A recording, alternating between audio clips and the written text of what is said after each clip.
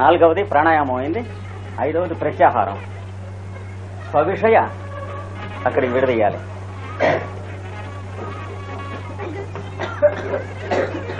అసంప్రయోగే పదం చిత్తస్య స్వరూప అనుకారః. ఇక్కడ విసర్గ సంధిలో కలుస్తుంది. ఇవ ప్లస్ ఇంద్రియాణం ప్రత్యాహారః. అంటే ప్రత్యాహారం అనగా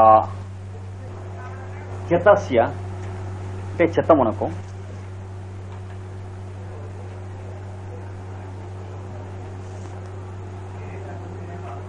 స్వవిషయ అసంప్రయోగే అంటే తన విషయములయందు సంప్రయోగము చేయబడకపోగా.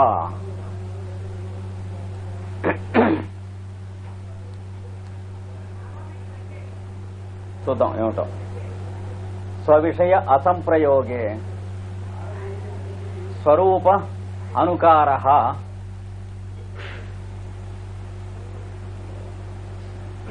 ఇవ ఇంద్రియాణం. అంటే ఇంద్రియాణం ఇంద్రియముల యొక్క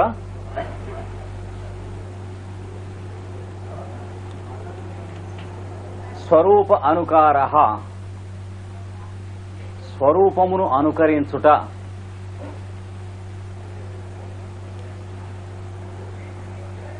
ఇవ అంటే వలే అంటే వంటిది అని అర్థం. ఇక్కడ అంటే మీరు ఇందాక నుంచి చేసిన సాధనలో ఏం జరిగింది? చిత్తమునకు వృత్తి నిరోధానికి ప్రయత్నంలో ఉన్నారు కదా. చిత్తము యొక్క వృత్తులు ఆగిపోయేటప్పటికి ఏమైంది? Mind without a thought. ఏమండి? కన్ను the I without a shape, I without a light. కన్ను వెలుతురు అనేది లేకుండా కన్ను, శబ్దం అనేది లేకుండా చెవి, వాసన అనేది లేకుండా ముక్కు, రుచి అనేది లేకుండా నాలిక. వీటితో రాకపోకలు చేస్తున్నటువంటి లోక వ్యవహారాలు అనేవి లేకుండా మనస్సు. అంతేకాక ఈ రాకపోకలు చేసి ఇదివరకు చేసిన వాటి స్మృతి స్మరణలు మనస్సుకున్నాయి కదా, అవి కూడా లేకుండా మనస్సు. ఇప్పుడున్న లావాదేవీలు లేకపోవటం ఒకటే కాదు, ఇదివరకు ఉన్నటువంటి లావాదేవీల ఏవి కూడా అవన్నీ కూడా సస్పెండ్ ఆగిపోతే అప్పుడున్న మనస్సు. ఇప్పుడు మనస్సును ఇంద్రియాలు ఎలా ఉంటాయండి అన్నాడు. We are not qualified to move our lips about. ఇదేం సైకాలజీ కాదు కోయటానికి. ఎవడింతలో పుస్తకం రాసి తోసేసినా ఏ యూనివర్సిటీలో అయినా సైకాలజీ అయితే చెల్లుతుంది. ఇది వేరు. కనుక స్వవిషయములు అంటే మనస్సుకి దాని విషయములను, అంటే మనస్సుకి లక్ష్యములు. అంటే ఏమిటి మనస్సుకు విషయములు? అభిప్రాయములు, ఆశలు, ఆశయములు, ఆదర్శములు, ఇవన్నీ కదా. తర్వాత స్మరణలు, స్మృతులు, ఇవన్నీ ఏమైనాయి? అవి విషయములు. తర్వాత ఇంద్రియాలకి స్వవిషయములు, కంటికి దాని ఇంద్రియార్థము, చెవికి దాని అవి విషయములు. అంటే కనుక వీటన్నిటినీ ఇంద్రియములు మనస్సు కలిసినటువంటి ప్రక్రియగా చిత్తం అంటే మొట్టమొదటి చెప్పాడు. కనుక చిత్తస్య అంటే ఈ చిత్తమునకు పంచేంద్రియములను మనస్సును ఈ లోపలిది ఇంకా మనం ముట్టుకోలేదు. ప్రాణాయామం వల్ల కొంచెం ఈశ్వరుడును చెప్పబడేటువంటి నేను అనేటువంటి పదార్థానికి దగ్గరకు రావటానికి అవకాశం ఉన్నది అన్నాడు. ఈ చుట్టూ ఉన్నటువంటి ఈ మనస్సు అనేటువంటి నేనుతోనే జీవితం ఇలాగా దరిద్రగొట్టుగా ఒక పూట ఏడుస్తూ ఒక పూట నవ్వుతూ బిజీగా ఉంటూ ఏదో బండి లాగేస్తున్నాం. కనుక ఇక్కడ ఏం చెప్పాడు? ఇది చిత్తం. అంటే ఈ మధ్యది కాక మిగిలిందంతా చిత్తం. చిత్తం చిత్తం అంటూ ఉంటుంది ఎవడొచ్చినా, ఉద్యోగం పోతుంది అని. అట్లా ఈ చిత్తస్య అంటే చిత్తము యొక్క స్వవిషయ వాటి విషయములు. ఎన్ని విషయములు వీటికి? 5 + 1 ఎన్ని? ఈ ఇంద్రియములు మనఃషష్టములు అన్నాడు కదా. మనస్సారవధిగా కలవి. భగవద్గీతలో చెప్పాడు, మనఃషష్టాని ఇంద్రియాణి ప్రకృతిస్థాని కర్షతి. కనుక ఈ చిత్తము యొక్క స్వవిషయములయందు తమ తమ విషయములయందు అసంప్రయోగే ఏ ఆపేశం ఇంతకు ముందు చెప్పిన ప్రాసెస్ వల్ల ఆగిపోయింది. ఆపటం ఏనాడు ఎవరికీ సాధ్యం కాదు. వీడు చెప్పిన ప్రాసెస్ మనం ఫాలో అయితే ఆగింది. ఇవి చూసాం కదా, మనం ప్రత్యక్షంగాను స్టెప్ బై స్టెప్ చూసుకుంటూ వచ్చాం. ఆపగలవా చిత్తవృత్తుల్ని? ఎవడూ ఓపలేడు. ఆగునా? ఆగుతాయి. ఎప్పుడు? ఒక ప్రొసీజర్ ఫాలో అయితే అవుతాయి. ఫాలో అయినా వచ్చినాయి, ఆగినాయి. ఆగితే ఇప్పుడేమున్నాయి? ఐడియాస్ లేవు. మనస్సుందా? మనం ఐడియాస్ లేతే మనస్సు ఉందని చెప్పలేము. ఎందుకంటే ఐడియాస్ తప్ప మనస్సు ఎరగ. మనం ఏమండి అభిప్రాయములు కాక మనస్సు అనేటువంటిది ఏనాడైనా ఈ రోజు వరకు మనం ఎరుగుదామా? అంటే వేవ్స్ తప్ప లేక్ ఎరగం. అట్లాగే స్టూపిడ్ గానే బతికేసాం 56 ఏళ్ళు 60 ఏళ్ళు ఎంత. అలాగే కంటికి చూడకుండా కన్నును గురించి ఊహించగలమా? కన్ను మూస్తేనో అన్నాడు. 2 నిమిషాలు పోయింది. ఏవేవో రంగులు కనిపిస్తాయి. ఏవో లైట్ ఏమొస్తావు మొహం. ఇంతలోకే చీకటిగా ఉన్నది అనే ఐడియా వస్తుంది. కన్ను మూస్తుంది. ఇంతలోకే వాడెవడో లైట్ తీసుకెడుతూ ఉంటే అని లైట్ కనిపిస్తుంది. మెంటల్గా బల్బు కనిపిస్తుంది, క్యాండిల్ కనిపిస్తుంది, అన్నీ కనిపిస్తాయి. కనుక కంటికి ఇంద్రియార్థములు లేక కన్ను మనం ఇదివరకు ఎరుగుదాం, ఇప్పుడు ఎరుగున్నాం దీంట్లో. చెవికి శబ్దం యొక్క వినికిడి లేకుండా ఎరుగున్నాం. అసలు ఏ శబ్దం లేకుండా ఒక అరగంట ఉండటం ఎరుగుదాం. పదుగుల నిద్రపోతున్నప్పుడు ఉంది కానీ మనం లేము. మనం ఎరుగుంటామండి దిక్కుమాలింది. నిద్రపోతున్నప్పుడు ఉన్నాయి ఇవన్నీ, కానీ ఎవరికి మనకు కాదు. మనలో ఉన్నటువంటి వాడెవడో ఎటర్నల్ ఫెలో, వాడికి సంబంధించినటువంటిది వాడు ఒక్కడే ఉన్నాడు. లేకపోతే గుండె పనిచేసి ఉండేది కాదు, శ్వాస పనిచేసి ఉండేది కాదు. నిద్ర బొంగానే తీసుకెళ్లి అవతల పరుస్తుంది. ఇంకేం చేస్తారు చేసేది? అవన్నీ ఎవడైతే పని చేయిస్తున్నాడో వాడు ఉన్నాడు. కానీ మనము లేవు, మన వైఫ్ లేదు, నిద్రపోతున్నప్పుడు పిల్లలు ఏవీ లేరు.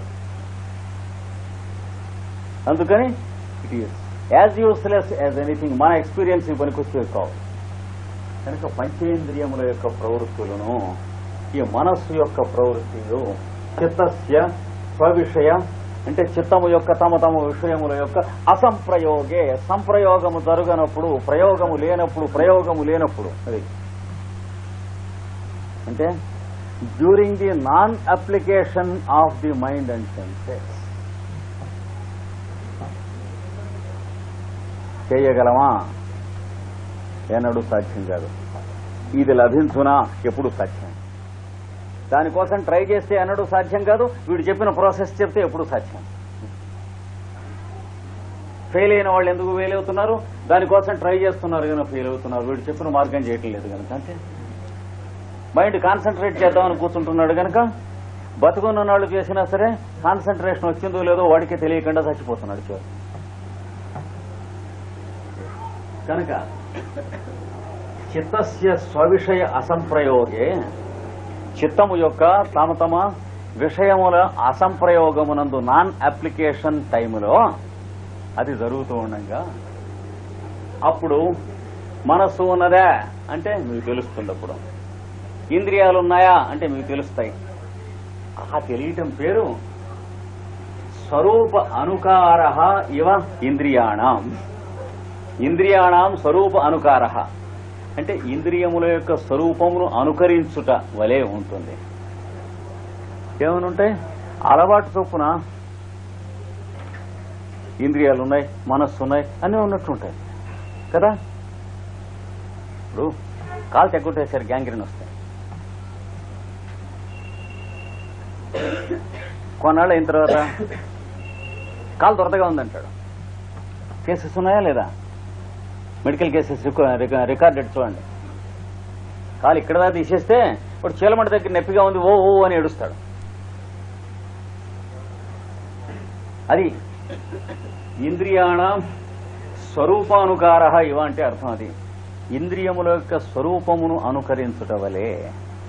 అంటే ఇంద్రియములు ఉన్నాయా అంటే ఇంద్రియములు ఎక్కడి నుంచి పనిచేస్తున్నాయో ఆ మొదళ్ళు ఉన్నాయి, ఒరిజినల్స్.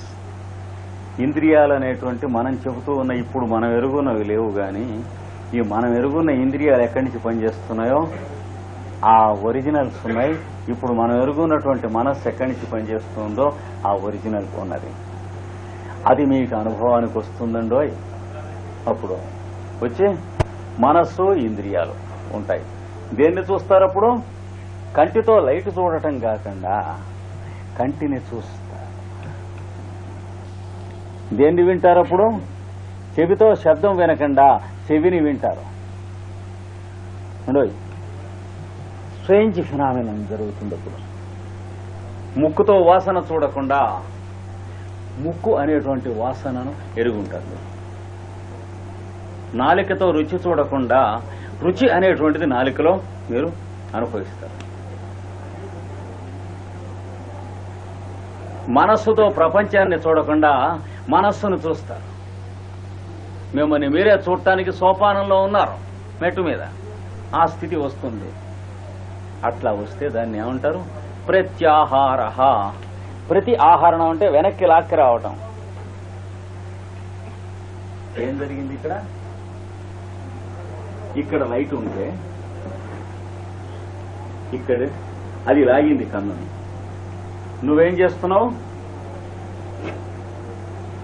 ఇక్కడ లైటు కంటికి చూపిస్తున్నావు. ఈ కన్ను గుడ్డు కాదు, గుడ్డులోంచి చూస్తున్నటువంటి ఆప్టిక్ నరువు కాదు. ఆప్టిక్ నరువులోంచి చూస్తున్నటువంటి చూచుడానబడినట్టు ఒకనొక పురుషుడు, సూర్యాంశ అంటారు దాన్ని. కనుక ఇక్కడ చూడటానికి ట్రై చేస్తున్నటువంటి లైట్ని ఎక్కడ చూపిస్తున్నావు? ఇక్కడ చూపిస్తున్నావు. అంటే ప్రతి ఆహారము చేస్తున్నావు, అంటే వెనుకకు గురి వస్తున్నావు వీటనేది. అలాగే ఇక్కడెక్కడో వినటానికి శబ్దం చెవి లాగుతూ ఉంటే నువ్వు శబ్దం ఎక్కడ వినిపిస్తున్నావు? ఇక్కడ వినిపిస్తున్నావు. చూడండి, మీకు ఎంతో ఇష్టంగా ఉన్నటువంటి సంగీతపు కచేరీయో సినిమానో చూస్తే 4-5 మాటలు చూశాక ఆ సినిమా చూడనప్పుడు, ఆ రికార్డు మీరు విననప్పుడు మీ మనస్సులో ఆ గానం విత్ ఆల్ డీటెయిల్స్ ఆలాపనం జరుగుతుందా జరగదా? ఒక ముక్క చెప్పండి. ఎక్కడ జరుగుతున్నదో ఆ కేంద్రం పేరు ప్రత్యాహారము అనేటువంటిది జరిగే కేంద్రం. ఆ ద్వారం ఆయన వైరం వహిస్తుంటే అని 1 నిమిషం అవుతాడు ఆయన. అంటే ఏమిటి? కొన్ని 100 మాటలు విన్నాడు ఆ రికార్డు. ఆ ద్వారం ఆయన వైలను వహిస్తూ ఉంటే ఆయన అంటూ ఉండగా ఏమైంది? బాహ్యేంద్రియ స్పర్శ ఆగిపోయింది, లోపల ద్వారం ఆయన వాయించాడు 1 నిమిషం.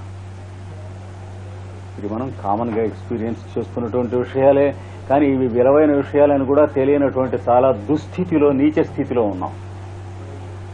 అంటే technical know how of this machine మనకి చెప్పే పెద్దవాళ్ళు లేరు, మనం నేర్చుకుంటానికి అవకాశాలు లేవు, దాన్ని ఇచ్చే యూనివర్సిటీలు లేవు, ఇవ్వగల స్టేచర్ కలిగినటువంటి ప్రొఫెసర్స్ లేరు.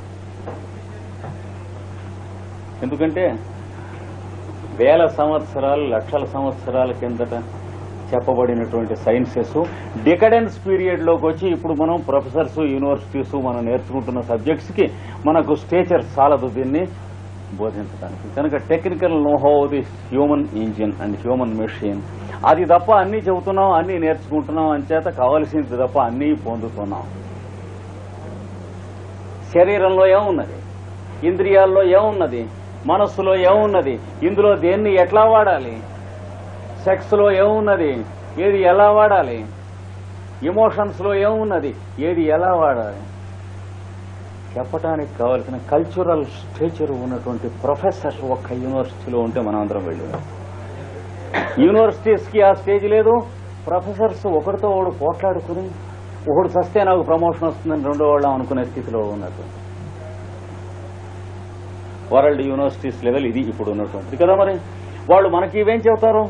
వాళ్లే అడుక్కు తింటున్నటువంటి స్థితిలో. కాకపోతే మళ్ళీ ఇంకో 3వ గ్లోబల్ వరల్డ్ వార్ వచ్చేటువంటి ఏమన్నా చేతి చెప్పగలరు, కానీ అది మనకు అక్కర్లేదు అని ప్రతి దేశం వాళ్ళు అంటున్నారు. ఈ మాట వారు వస్తే we are not going to fight 180 దేశాల్లో ఉన్నటువంటి వాళ్ళు బ్రహ్మాండమైనటువంటి డిక్లరేషన్స్ 2.5 years నుంచి చేస్తున్నారు. మీరు న్యూక్లియర్ ఇది పెట్టి భూమిని బతలు కొట్టండి, కాకపోతే చచ్చైనా పోతాం, కానీ we never prefer to fight each other. మాకు చాలు ఈ 2 యుద్ధాల్లో పొందినటువంటి ఈ నీచ స్థితి, ఈ జంతు పశు స్థితి అని చెప్పి స్లోగన్స్ 2.5 సంవత్సరాల నుంచి దేశాల్లో వినిపిస్తున్నాం. అంటే మ్యాన్కైండ్ ముందుకు వెళ్ళడానికి చక్కగా ప్రయత్నం చేస్తున్నారు. In spite of the giants and the beasts that are drawing back. Bloodthirsty animals వెనక ఉండి లాగుతూ ఉన్నా ముందుకు లాగుతూ ఉన్నది నరజాతి.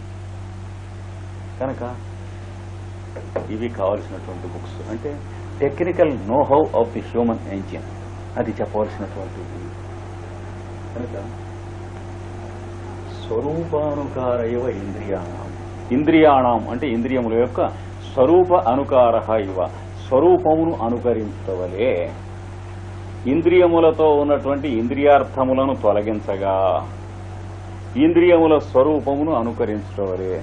మనస్సులో ఉన్నటువంటి మనస్సు యొక్క అర్థములను తొలగించగా మనస్సును అనుకరించటవలే ఉన్నటువంటి స్థితిని ప్రత్యాహారము అని అంటారు. అది చెప్పింది. అంటే ఈ రోజుకంతా మనకి వస్తువు పిలుస్తూ ఉంటే ఇంద్రియం ఎడుతుంది, వస్తువు పిలుస్తూ ఉంటే మనస్సు ఎడుతూ ఉంది. దాన్ని ఆపటానికి ప్రాసెస్ చెప్పారు, ఆపారు. ఇప్పుడేం జరుగుతుంది? వస్తువు పిలవటం లేదు, ఇంద్రియం అక్కడే ఉంది, మనస్సు అక్కడే ఉంది. ఇప్పుడు మీకేం కనిపిస్తుంది? ఇంద్రియం కనిపిస్తుంది, మనస్సు కనిపిస్తుంది. వస్తువు కూడా కావాలంటే చూడొచ్చునైనా తప్పులేదు చెబుతాడు ఇక్కడి నుంచి. వస్తువు నువ్వు చూడమని చెబుతున్నాను, కానీ యోగాభ్యాసంలో అది కనిపిస్తే నువ్వు చూడటం అంటే నువ్వు కుక్క వెన్ని అది నేను నడిపేటువంటి యజమాని అవుతుంది. ఏం లాభం? అది వీడిక్కడ మనకి ఇవ్వదలుచుకునేటువంటిది. Don't be a dog in the hands of your senses or minds. Be a master to the dog of the sense. అంటే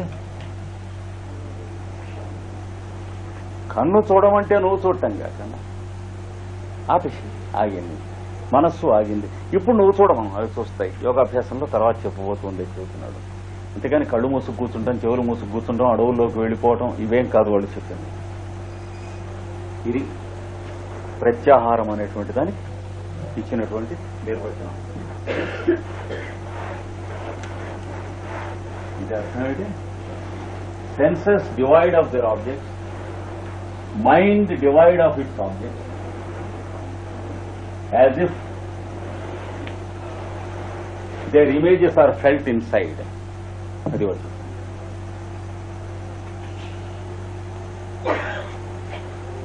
అలాంటి స్థితిలో అలా నిలబడుతుంది. మీకు ఎంతసేపు అంటే మీ ఇష్టం ఎంతసేపు అయినా నిలబడుతుంది. మనస్సుకి ఊహ ఉండదు, మనస్సు ఉంటుంది. ఇంద్రియాలకి ఇంద్రియార్థాలు ఉండవు, ఇంద్రియాలు ఉంటాయి. 5 దళముల పద్మము మధ్య 6వది మోస్తరుగా అలా ఎంతసేపు అయినా నిలబడి ఉంటుంది. ఇది ప్రత్యాహారము అనబడేటువంటి ఒకానొక స్థితి. దీని గురించి ఇంకొంచెం వివరణ తర్వాత సూత్రంలో ఇస్తున్నాడు. దానివలన ఏం జరుగుతుంది? తతః పరమావశ్యతేంద్రియాణం విడదీస్తే తతః పరమావశ్యత ఇంద్రియాణం. తతః తరువాత లేక అప్పుడు, అంటే ఇది వచ్చేటప్పటికి ఏమొస్తుంది? ఇంద్రియాణం ఇంద్రియములకు. తతః పరమావశ్యత, తతః తరువాత ఇంద్రియాణం ఇంద్రియములకు పరమావశ్యత ఉత్తమమైనటువంటి వశ్యత అంటే obedience. The ideal obedience of the senses is attained. దీనివల్ల సెన్సెస్ ని మీరు సబ్డ్యూ చేయటం కాదు, సెన్సెస్ ఒబే చేయటం కావాలి. మాటిమాటికి మీరు సెన్సెస్ ని సబ్డ్యూ చేస్తే ఏముంటుంది? లేబరు పెట్టుబడిదారు వాడిద్దరి మధ్య దరిద్రంలాగే ఉంటుంది, తేలేదు లేదు అన్నట్టును. పొలిటికల్ బతుకు అవుతుంది కానీ హ్యూమన్ లైఫ్ ఉండదు అక్కడ, ఆ స్థితి వస్తుంది. కనుక తతః పరమావశ్యత ఇంద్రియాణం ఇది వచ్చేటప్పటికి ప్రత్యాహారం అనేటువంటి స్థితి వచ్చేటి ఇంద్రియములకు పరమము అయినటువంటి వశ్యత వస్తుంది. అంటే ఎలా సాధన చేయవలను దీన్ని, అది కూడా కావాలి కదా మనకి. చెప్పనే చెప్పాడు.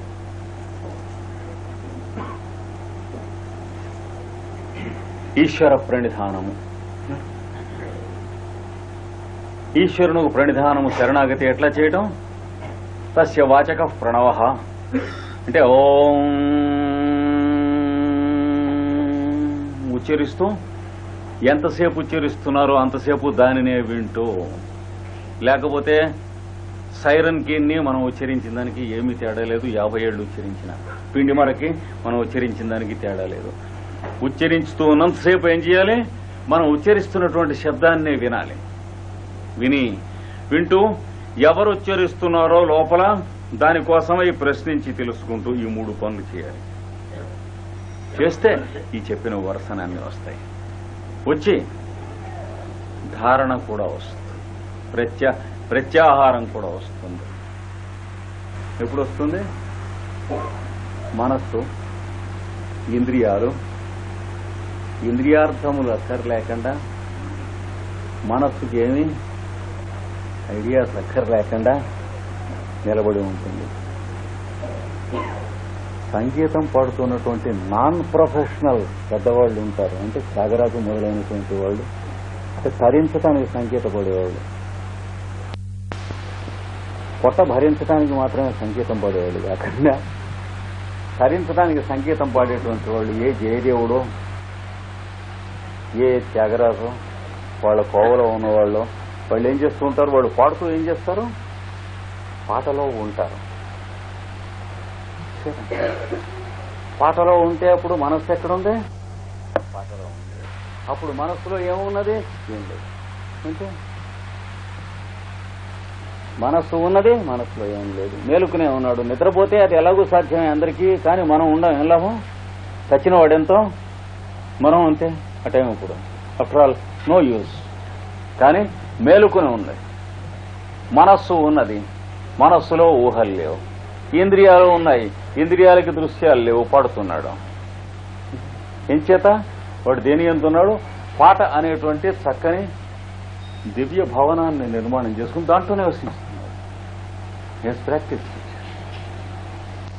అది ఒకటే మార్గం, ఇంకోటి లేదు. అంటే శబ్దం ఉచ్చరిస్తున్న శబ్దాన్ని వినటం అనే మార్గం తప్ప ఇంకొక మార్గం వేదాల్లోకి వెళ్ళినా, ఉపనిషత్తులోకి వెళ్ళినా, సాధన గ్రంథం యోగ శాస్త్రంలోకి వెళ్ళినా ఇది కాక ఇంకొక మార్గం చెప్పినటువంటి వాడు ఎక్కడికో ఎడారుల్లోకి తీసుకెళ్లి వదిలిపెడతాడు, కానీ ఏమీ సాధ్యం లేదు.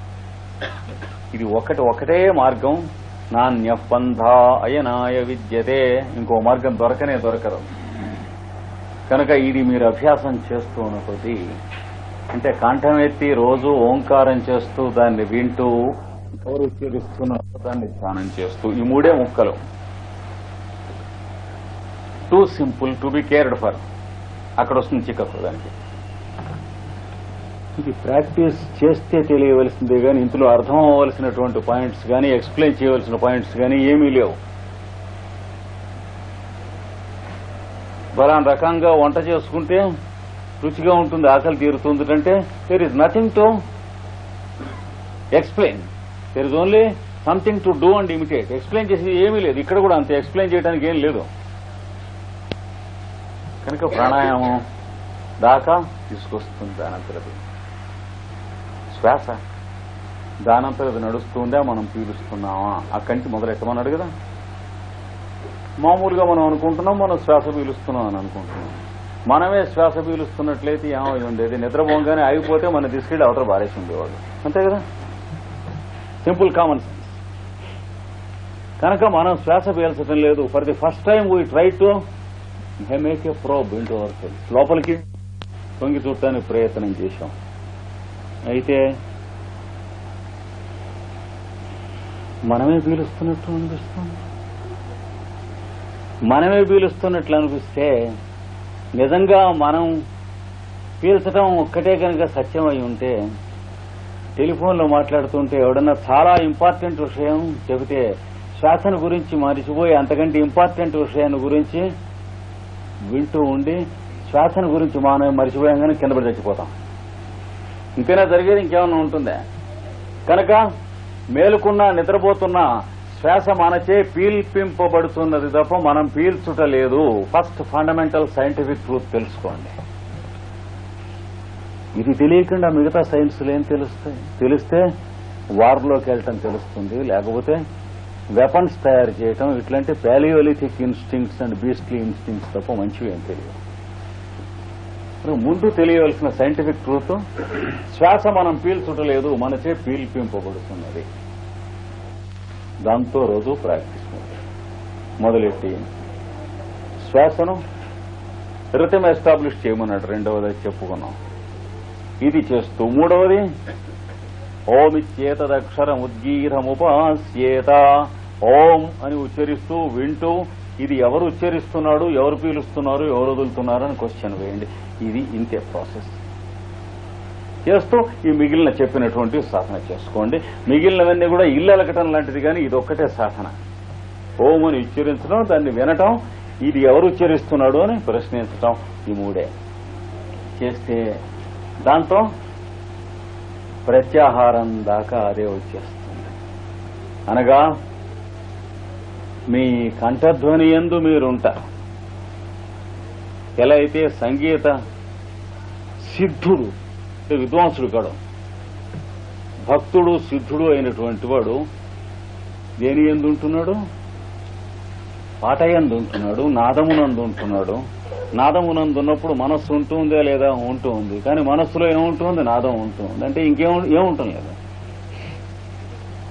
పాట యందు ఉంటున్నాడు. ఇంద్రియాలు ఉంటున్నాయా? ఉంటున్నాయి. ఇంద్రియాల యందు ఏముంటుంది? పాట ఉంటుంది. ఇంకేముంటం లేదు. చూడండి, ఆలోచించుకోండి వాడి పరిస్థితి. లేదా ఎవరన్నా అట్లాంటి వాళ్ళు ఉంటే వాళ్ళ చరణాల దగ్గర కాసేపు కూర్చుని చూడండి ఎట్లా ఉంటారు. మరి ఇది కలిగేది.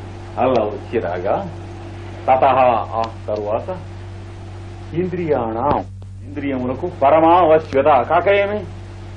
పరమమైనటువంటి వశ్యత, ఉత్తమోత్తమైనటువంటి వశీకరణం ఇంద్రియముల మీద మీకు వస్తుంది. అంటే the highest obedience is obtained from the senses.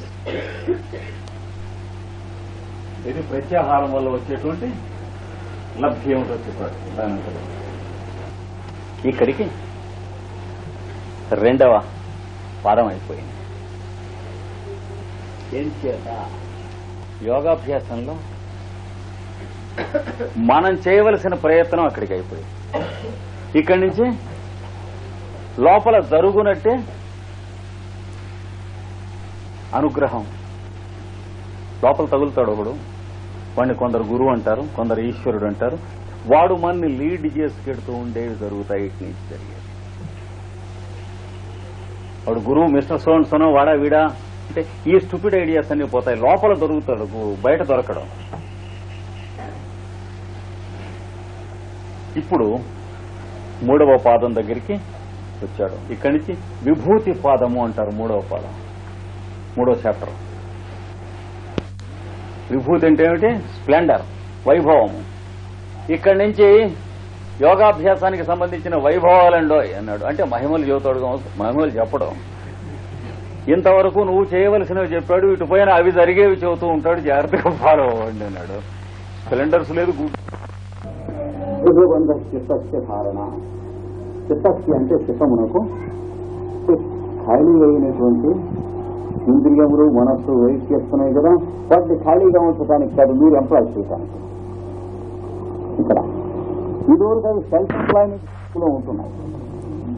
అంటే సెక్రటరియట్ లో ఉద్యోగం చేస్తూనే ఇంటి దగ్గర భార్య పేరు హైపోథికేట్ చేసి బ్యాంకులో ఇండస్ట్రీస్ పెట్టాయి.